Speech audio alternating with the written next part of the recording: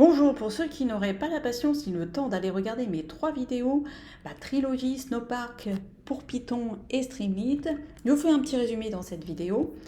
Donc, la première chose à vous dire, c'est que Snowpark pour Python est en release publique depuis le Snowflake Summit 2022, donc mi-juin. Vous pouvez évidemment l'utiliser. Et vous pouvez aussi utiliser Streamlit, qui est une API, un open source, en fait, une librairie Python qui vous permet de créer des web applications, de les partager et d'exécuter dans ces web applications, donc dans des scripts Python, des modèles de machine learning et les présenter de façon attractive à travers des web applications. Et de présenter aussi des projets de data science. Si vous êtes intéressé par Streamlit, allez voir, j'ai fait plein de vidéos sur mon site internet. Alors évidemment, c'est une API. Streamlit, elle a beaucoup de méthodes disponibles, des méthodes qui permettent d'intégrer d'autres librairies Python comme Matplotlib, Alter, dans notre exemple et dans notre tutoriel, ce sera important. Aussi PyDeck ou GraphViz. Alors, il s'agit d'implémenter ce tutoriel qui va permettre en fait d'installer l'environnement. Donc, soit vous installez Conda, Miniconda, Anaconda, et puis après vous avez 2 lignes de commande qui vous permettent pip install d'installer Snowpark pour Python et d'installer Streamlit, pip install Streamlit. Une fois que vous avez setupé cet environnement, ce qu'il faut faire, c'est aller démarrer un essai gratuit pour avoir une console Snowflake. Cette console Snowflake va vous permettre d'accéder à la marketplace. Cette marketplace va vous permettre d'accéder à un dataset gratuit et de l'importer dans votre console Snowflake. C'est ces données-là qui vont vous permettre de créer des datasets via Snowpark pour Python et de les utiliser dans votre web application Streamlit. Donc une fois que vous avez importé les données, vous les retrouvez dans votre console Snowflake et vous allez pouvoir à ce moment-là passer au code de votre script Python. Ce script Python va vous permettre premièrement de vous connecter à Snowflake via en fait un fichier JSON. Ce fichier JSON contient toutes les informations, tous les paramètres qui vous permettent de vous connecter à votre console Snowflake, à votre data cloud. Une fois que vous avez réalisé cette connexion, vous allez pouvoir initier et créer une session Snowpark pour Python. Cette session créée, vous allez pouvoir créer un dataset Snowpark. Ce dataset Snowpark est créé via cette ligne de commande session.table et vous voyez que vous pouvez appliquer des fonctions Snowpark. Ces fonctions vont vous permettre de filtrer la donnée, de la trier, de réaliser des agrégations et tout ça en quelques lignes de code. Ces lignes de code, une fois que vous avez créé vos dataframes Snowpark, vous allez pouvoir convertir ces dataframes en dataframes Panda et ce sont ces dataframes Panda que vous allez utiliser ensuite pour créer votre applicatif. Voilà. Et pour retrouver en fait les dataframes, vous voyez qu'il faut aller chercher df, voilà, et vous voyez qu'en fait c'est ces données-là qui vont être utilisées, intégrées dans le code Streamlit et les éléments Streamlit. Alors pour comprendre les éléments Streamlit dans votre script Python, ça commence facile par st. Voilà, vous allez pouvoir utiliser toutes ces méthodes, stwrite, stmarkdown, stcontainer, subheader. Vous allez pouvoir intégrer évidemment les charts alter et créer un line chart avec cette librairie Python de data visualisation.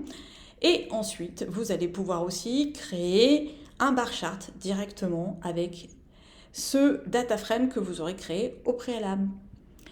Et donc, vous utilisez dans ce script ce qu'on appelle le multipage qui permet en fait de créer des web applications avec une UX qui est proche de celle d'un site internet.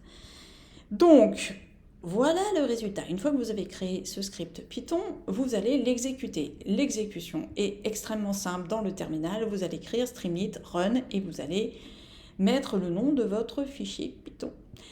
Cela va lancer immédiatement l'application et générer l'application Streamlit que vous allez pouvoir visualiser dans votre navigateur. La voici. Donc vous voyez qu'il y a 2 pages, que ces 2 pages en fait sont générées et créées à partir des datasets qui ont été préparés avec Snowpark pour Python. Donc vous voyez qu'il y a un select box, que ce select box permet de mettre à jour le line chart, ce line chart qui est importé de la librairie Python Alter. Vous pouvez aussi donc aller sur la 2e page qui a un slider, voilà, le slider est ici et le bar chart en fait se met à jour en fonction des données qui sont sélectionnées dans le slider. Donc voilà pour la création de l'application Streamlit.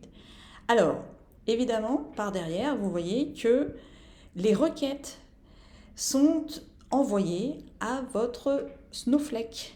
C'est-à-dire qu'au moment où vous allez exécuter votre script Python, par derrière, la Snowpark API va pouvoir en fait lancer et communiquer avec le serveur et exécuter ces requêtes SQL. Et les requêtes SQL vont après renvoyer de la donnée qui va être affichée directement dans votre application Streamlit. Voilà comment ça fonctionne.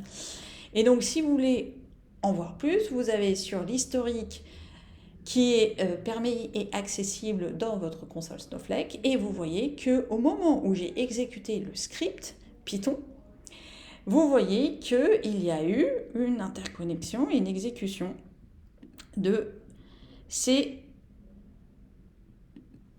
commandes SQL, de ces requêtes SQL. Et que le client info, c'est bien l'API Snowpark qui a été sollicité. Donc voilà pour ce tutoriel Snowpark pour Python Streamlit.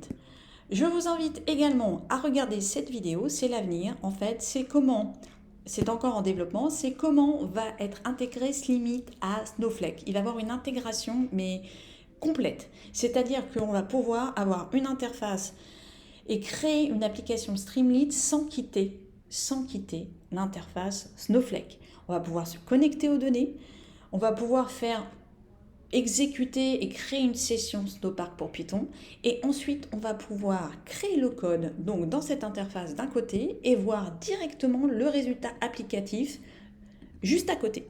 Donc en fait l'utilisation du terminal et lancer le terminal, etc., et puis d'Atom par exemple pour générer et écrire le code, ça sera complètement non utile. On ne quittera pas l'environnement Snowflake. Donc je vous invite, c'est essentiel d'aller regarder cette vidéo qui est effectuée, mise à disposition par le directeur de Streamlit. Et je vous invite également à aller regarder toutes les vidéos et à lire tous les blogs de Sri Shintala, Product Manager at Snowflake, et vous serez incollable sur Snowpark et Snowpark pour Python. Voilà pour cette vidéo. Si ça vous a intéressé, vous voulez en savoir plus, il y a 3 autres vidéos derrière, ce que j'ai appelé la trilogie. Bon machine learning.